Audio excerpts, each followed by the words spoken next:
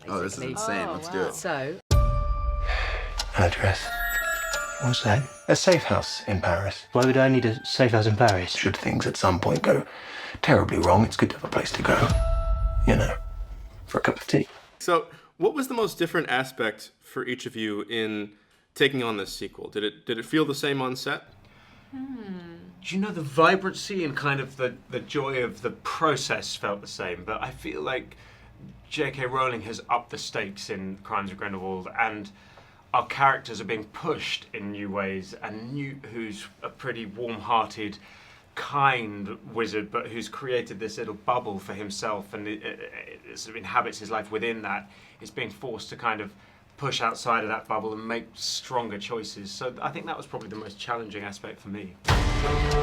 My brothers, my sisters, the clock is ticking fast.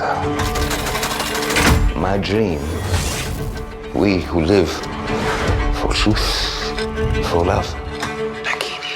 The moment has come to take our rightful place. He got me straight into the movie and into that scene, and it worked, and I felt it. I felt the connection, and yeah, I'm so glad that it worked out and I'm here.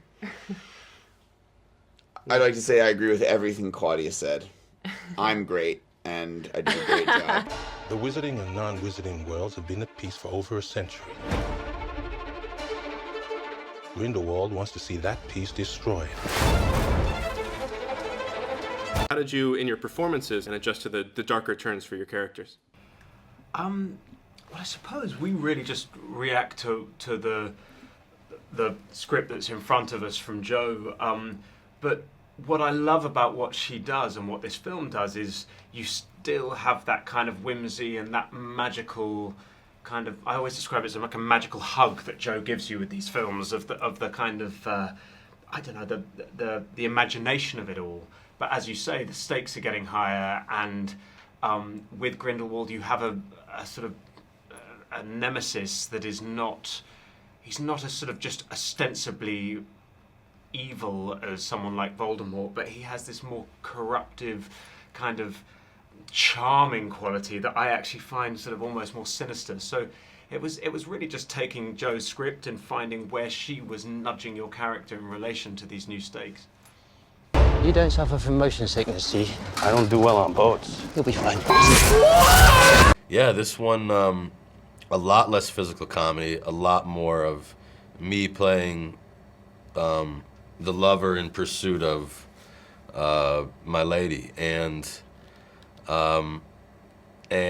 so that was really fun, man. He's growing up. It's a gift from the universe for an actor to be able to play a part that actually can continue on and become more complex, and I think that's what the audience wants. You don't want to see the same thing over and over again. Do you know why I admire you, Nick? You do not seek power. You simply ask, is the thing right? You know, it was really great to have all this fresh meat on this film. And, you know, we didn't know going in, like, are they going to mess with our wonderful little group that we were all so crazy about each other on the first film? But they really did strengthen it. And I suppose, in a sense, they didn't totally alter the vibe or the dynamic because they were really in sync with what was already going on there. And we all got along so well. But it definitely, I don't know, I think it kind of reignited all of our enthusiasm that we felt when we were first coming onto the first film, when we saw through their eyes the way they were experiencing it for the first time, and it kept things fresh for us in a great way. Newt, you never met a monster you couldn't love. Let's take him. Being asked to join this world that I've been a fan of since I was a kid, was an honor, and to join such a fantastic cast and crew. And JK Rowling's a living legend, you know. David Yates, David Heyman. David Heyman's been part of this team since the beginning, but this is David Yates' 6th film. And to be part of something where you can just completely trust your director, like, that's it. You just hand it all over was a dream come true.